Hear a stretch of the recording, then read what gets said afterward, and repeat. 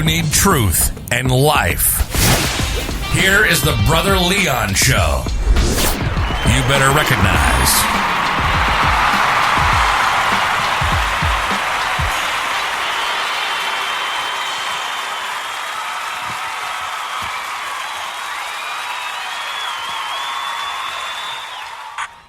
What's going on, listeners? This is your boy, Brother Leon, and you are tuning into another episode of the Brother Leon Show. I want to say this day that we are in a movement, that we are in the move of God right now. Because if God is leading you, if God is directing you, then you be in God's move. We are in the midst of a pandemic. We are also fighting for justice. We are fighting against the spirit of racism and injustice. So I want you to know, man, this is going to be a long fight, because you got to understand that racism is a part of this nation, just like oxygen. I'm telling you, people breathe it. And the crazy part about it is that they know it's around, but they become used to it. And so you have to begin to not only exercise yourself, but you also have to educate yourself. And you may say, Brother Leon, what did you mean when you say exercise? What I mean by exercise is this, is that you have to exercise your senses. You have to exercise your options. You have to exercise and ask yourself, because some of you are going to be put in situations where you're going to have to weigh it out. Is it worth it? Is this worth the battle? Is this, will I take and win the fight and lose the war? And some of your monies is attached to it. I'm going to tell you that right now, seriously. So, you're going to have to, in certain areas, you're going to have to ignore people's ignorance. I know it. Seriously, I hate it. But it is what it is. Especially if you know that you can't control it.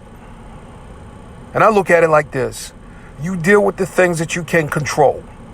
The things that you cannot control, you either ask God to deliver them away from you or you away from it. And so, that's why you have to begin to take that anger and turn it into creativity. Seriously. Because if you allow that anger to fester and you do not do anything with it, then that thing is going to boil. It's going to boil over, turn into rage, turn into wrath. And that is what we do not need. So yes, you have to exercise it. You have to exercise it to find another way. You have to exercise it to know that God is on your side. So in saying all that, in doing all of that, you know beyond a shadow of a doubt that God is for you and God is with you. We're in our series 91 Psalms for 91 days. If you've been reading the paper, they're going to have different protests everywhere. It's on social media. The one thing that I do admire is that they have Black Lives Matter on the street leading to the White House, and they renamed the street as well. I love it because that sends a message. It sends a message that Black lives matter. And the crazy part about it is that, we try to downplay it by saying all lives matter. And yes, all lives do matter. But the one thing you got to realize is that Black people and people of color have been oppressed for years. And we are talking about the system of racism, and that includes these rogue police. That includes murderous killers who think that they are doing God's service. Because the ideology will have you think and put labels on people. And when you put a label on a person, it takes away your conscience, and you can do to them whatever you will. And so you see that with those selfies at the lynchings. You see that with the video of Ahmaud Arbery getting shot. They put a label on him that he was a suspect. And how many Black men have been labeled suspects? How many Black men have been labeled thugs? How many black men have been labeled beasts, hypersexual, that you have to protect the white woman? And this is what needs to change. And that is why my voice is so loud against the church, because racism, white supremacy, and slavery came in on the church's watch. It was authorized. And if the church said that chattel slavery was okay, then I got a stamp from God saying that it's okay, because the church is God's representative. And the church is the moral compass. So if the church can turn a blind eye, then who you think else is going to turn a blind eye? So you got to understand and know where we are in this time and in this age that we live in right now. So let's go over to Psalms 36. We're still in our series, 91 Psalms for 91 days. And let's just go over there right fast, because the message that I have for you today is not going to be long. So here we are, Psalms 36. I want to start at verse 9. For with thee is the fountain of life, and in thy light shall we see light. O continue thy loving kindness unto them that know thee, and thy righteousness to the upright in heart. Let not the foot of pride come against me, and let not the hand of the wicked remove me. So I want to tell you in that, I love how verse 9 reads. For with thee is the fountain of life, and in thy light shall we see light. So, oh my God, I love it, because it just takes me over to John chapter 1. In him was life, and that life was the light of men. Let's go on over there, seriously, because there is a message in all of this. All right. In the beginning was the Word, John chapter 1, verse 1. In the beginning was the Word, and the Word was with God, and the Word was God. The same was in the beginning with God. All things were made by him, and without him was not anything made that was made. In him was life, and the life was the light of men. And the light shineth in darkness, and the darkness comprehended it not.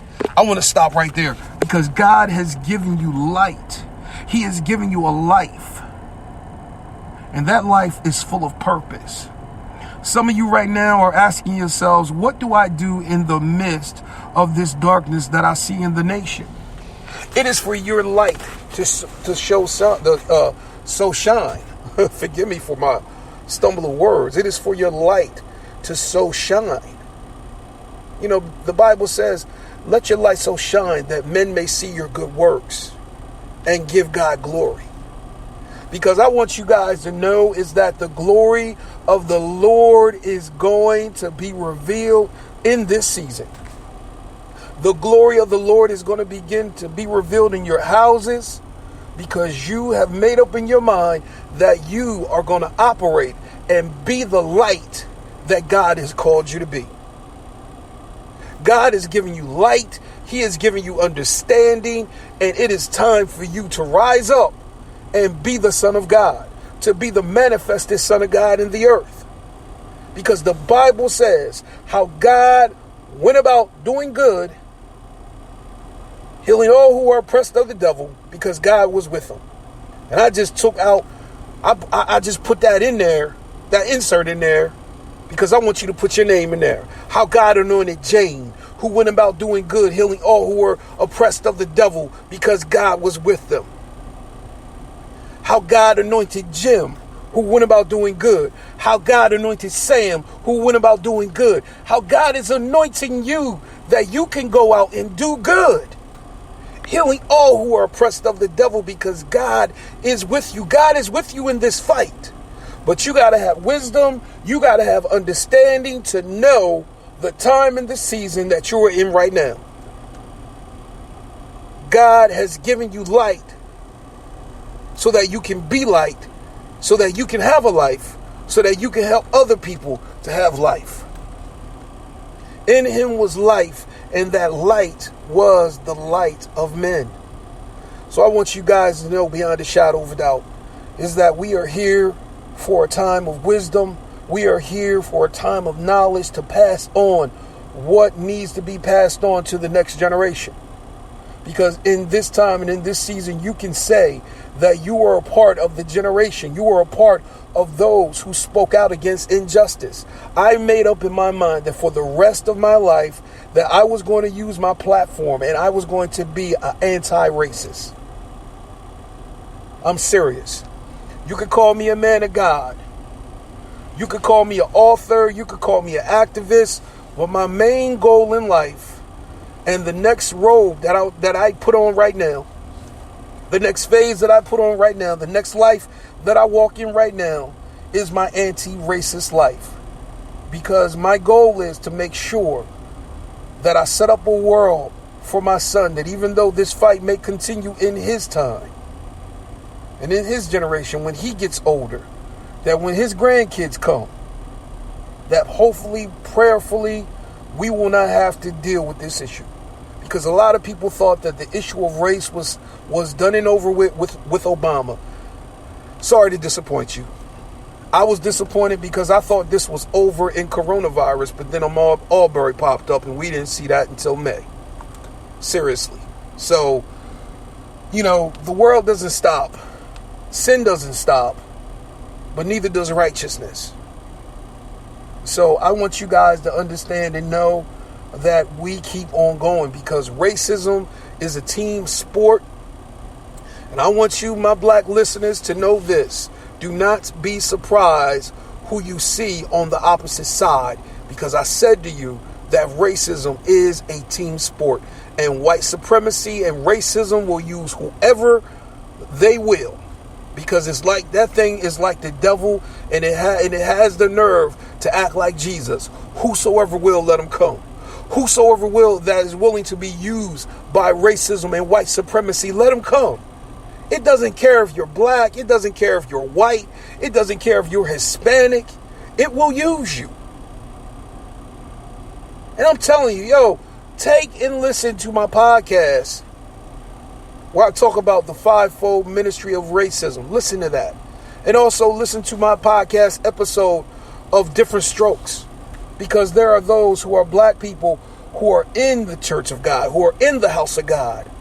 And the only thing that they do is that they pour salt in the wounds of black people by insulating and protecting white fragility, because they have gotten black privilege and they've allowed their black privilege to totally disregard and totally be numb and deaf to their culture and to their people.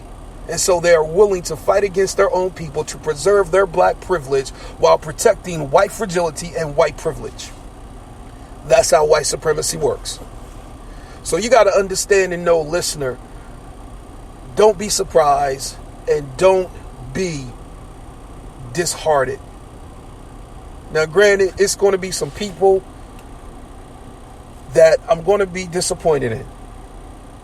But at this time and in this age, I got to realize that if nobody stands for my community, I have to stand for my community. Because I look at it like this. If you don't know the cry of my community, the pain of my community, then how is it that you can tell us what to do? You can't sit and tell us what to do, because it gives you the notion at times. And this is the argument that I have with people of black privilege, is that if you want to talk to us, sometimes you talk down to us. And then you have the nerve to say and give the notion and the narrative that black people are broken. And if they will do this, if they will fix themselves, then they will be exempt from racism and injustice. If they will fix themselves, if they will elevate themselves to another level. And it sounds good. But there is nothing wrong with black people. Slavery wounded us. Jim Crow wounded us. Willie Lynch wounded us, but we were never broken. They tried to break us, but we were not broken, and we won't be. We may bend, baby, but we will not break. Not now, not like this. So, don't be surprised, people, when you see assimilationist. when you see people assimilate, they assimilate just like the Borg. You know what I mean? They get, turned over to the dark side, come to the dark side, be a Sith Lord. I totally get it. You know what I mean? I totally get it. Because some people, they will sell out. They will sell out for money. They will sell out because they're bound and somebody got something on them. So they will sell out. Some people will sell out because they want their life to be easier. And it's about them and them alone. I totally get it. And then there's people that sell out because they have been hurt. So, in saying all that, I want you guys to know. Because the Bible does say, if the light be in you, be darkness, how great is that darkness? I'm not going to allow the darkness of ignorance make me turn against my brother. I'm not going to allow the ignorance that is in this world silence my voice. But I'm going to allow God to fill me full of light so that men can see my good works and that they will give God praise. Because that's the goal in life, to be a witness. I want my actions to speak louder than my words. I want what I do outside this podcast to be louder than what I do. I'm serious. I want my actions to be louder. I want my life to be preached through my actions. I want to live better than I preach. I want my actions to say volumes. And when people memorialize me, when it's time for me to close my eyes, I want them to say, yeah, man, Brother Leon, he was a good dude. He was there. He spoke up. He was there for us. And then they tell their stories and stuff like that. And that's what I want. I ain't gonna lie, I could write books all day long. But to see someone free, to see someone, remember that you prayed for them, that's what I'm looking for. You help somebody get started in ministry because you remember how it was hard for you. You know what I mean? You up here done poured into people and you have spiritual sons and daughters because you know what it was like being in the wilderness. And you know what it was like, having to be, having to give people, confirmation and affirmation that you never gotten before. So you know what it's like. And so, the crazy part about all of this is that, this is the goal. This is the reason why we speak. This is the reason why we preach. We've been there. You've been there. I've been there. And so my goal is, man, to make it easier for the next generation. I'm not going to sit up here and have an attitude and say, you know what, I went through hardness. You're going to have to go through hard. Yes, everybody is going to have to go through a level of hardness because the Bible does say endure hardness as a good soldier. But if I can make it smooth, if I can blaze the trail for you so you don't have to go through what I went through, then I'm going to do that. Seriously. Because at the end of the day, it's about us opening the door and not being a stumbling block for our brothers and sisters.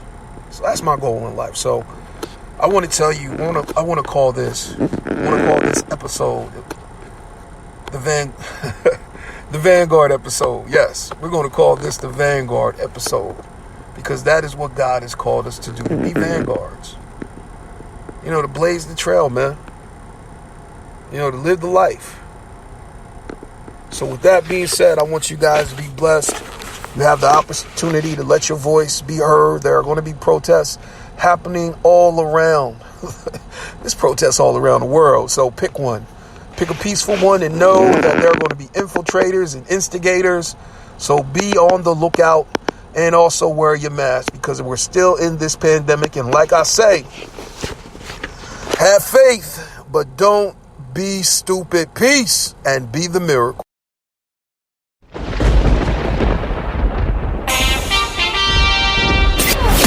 Walk in the truth that makes you free every day. Follow Brother Leon on all social media outlets.